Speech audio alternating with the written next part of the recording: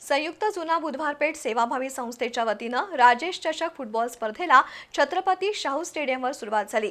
सायंकाळच्या सत्रातील रंगतदार सामन्यात दिलबहार संघानं वेताळ माळावर टाय ब्रेकरमध्ये 4-2 गोलनं विजय मिळवला।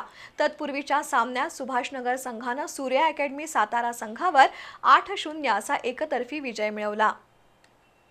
आमदार राजेश क्षीरसागर यांच्या नावानं संयुक्त जुना बुधवार पेठ सेवाभावी संस्थेच्या वतीनं राजेश चषक फुटबॉल स्पर्धेला सुरुवात झाली आहे।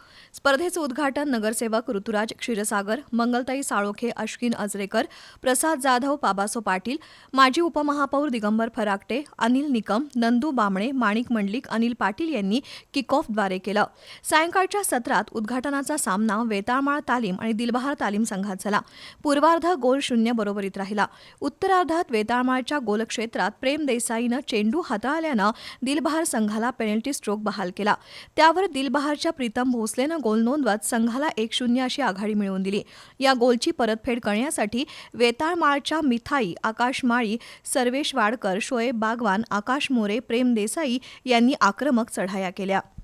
दरम्यान सामन्याच्या 80व्या मिनिटाला दिलबहारच्या गोलक्षेत्रात मिथाईनं दिलेल्या पासवर हेडद्वारे प्रेम देसाईनं गोल नोंदवत सामना 1-1 असा बरोबरीत आणला। त्यामुळे सामना टाय ब्रेकरवर खेळवण्यात आला। त्यामध्ये दिलबहार संघानं 4-2 अशा गोल फरकानं हा सामना जिंकला। दुपारच्या सत्रात सुभाषनगर आणि साताऱ्याच्या सूर्या अकॅडमी संघात सामना झाला। सुभाषनगर संघाकडून आर्यन पंदारे, प्रवीण सुतार, यश चव्हाण, नितीन पवार, जावेद जमादार, मुबारक नदाफ यांनी 8 गोल नोंदवले। त्यामुळे सूर्या अकॅडमी संघातील खेळाडूंना बचावाची संधी देखील मिळाली नाही। हा सामना सुभाषनगर संघानं एकतर्फी जिंकला।